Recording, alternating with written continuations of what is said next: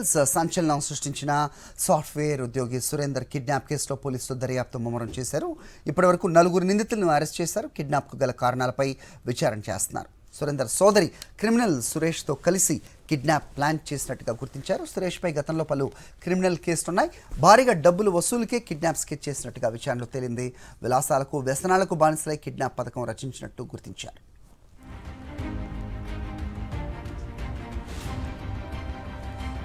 ఘటనపై మరిన్ని అప్డేట్స్ మా కరెస్పాండెంట్ వాసు ఇస్తారు. వాసు, చెప్పండి, దర్యాప్తు ఏ మేరకు సాగుతోంది, ఏం చెప్తున్నారు పోలీసులు, ఏంటి మీద రిపోర్ట్స్?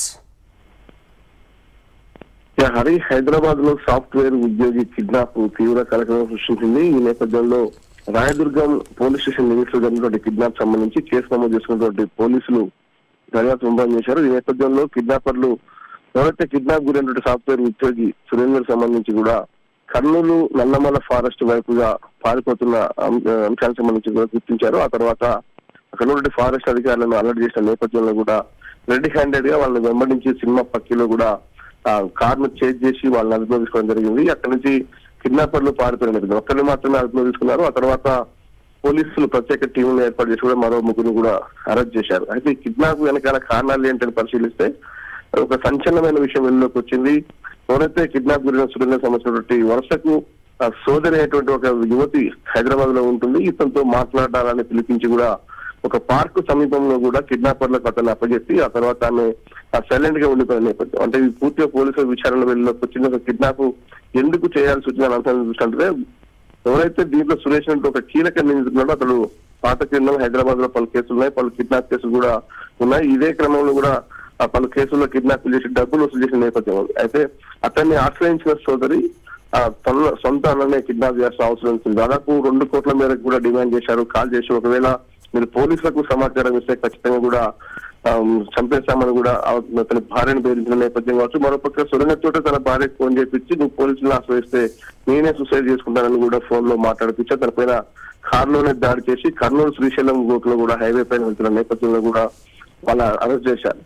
ఇప్పుడే సురేందర్ పైన ముఖం పైన కూడా కొన్ని గాయాలను ఈ నేపథ్యంలో అతన్ని అంటే ఒకవేళ పోలీసులకు తెలిసి పట్టుబడే అవకాశం ఉంటే అతను చంపేసి పారిపోయే ప్రయత్నంలో వాళ్ళు నల్లమల్ల ఫారెస్ట్ వైపుగా పారిపోయినట్టుగా పోలీసులు అనుమానిస్తున్నారు. 4 నిన్న రాత్రి హైదరాబాద్ తరలించారు. నిందితులందరినీ కూడా సురేందర్ని విచారించిన నేపథ్యంలో కూడా కీలక విషయాలు విచారణలో వెలుగులోకి వచ్చాయి.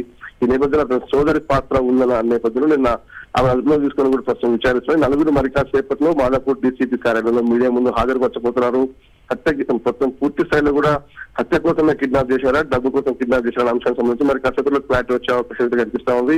పూర్తిగా వ్యసనాలకు బానిసై విలాసవంతమైన జీవితాలకు అలవాటు పడి మాత్రమే ఈ భారీగా డబ్బులు వసూలు చేసి ఆ తర్వాత సురేందర్ హత్య చేసేందుకు కుట్రపడిన ప్రస్తుత పోలీసుల నుంచి మనకు సమాచారం అంతా ఉంది. దీనికి సంబంధించి మరి కాసేపట్లో మీడియా సమావేశంలో కీలక విషయాలు వెళ్ళలోకి వచ్చే అవకాశం ఉంది. సరే, సోదరి ఏం చెప్తుంది అంటే తన్ని కూడా పోలీసుల ముందు ప్రవేశపెట్టే అవకాశం ఉందా? అంటే సొంత సోదరుడినే ఈ రకంగా కిడ్నాప్ కి ప్లాన్ గీయటం వెనుక ఏం కారణం అయి ఉండొచ్చని చెప్తున్నారు పోలీసులు.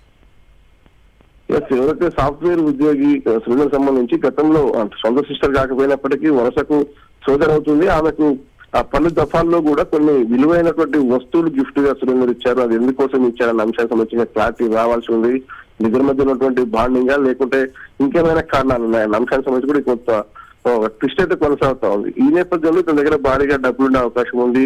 ఆ కుటుంబ నేపథ్యానికి సంబంధించినటువంటి వ్యవహారంలో కూడా కిడ్నాప్ చేసి బెదిరిస్తే ఖచ్చితంగా డబ్బులు రాబట్టొచ్చు అన్న అంశానికి సంబంధించి కొంతమంది క్రిమినల్ ఉన్నటువంటి వ్యక్తులతో కలిపి ఈమె స్కెచ్ వేసినట్టుగా తెలుస్తా ఉంది. ఇక అదుపులోకి తీసుకున్నట్టు విచారిస్తాను. నిన్న మధ్యాహ్నం నుంచి రాత్రి వరకు విచారించారు. మరి కాసేపట్లో దీనికి సంబంధించి ఆమె పాత్ర ఎంత మేరకు పూర్తిగా ఉంది, దేనికోసం అన్నాన్ని కిడ్నాప్ చేసిన క్రిమినల్తో చెదురు అంశానికి సంబంధించి మరి కాసేపట్లో ఒక స్పష్టత వచ్చే అవకాశం ఉంది. Alright, okay boss.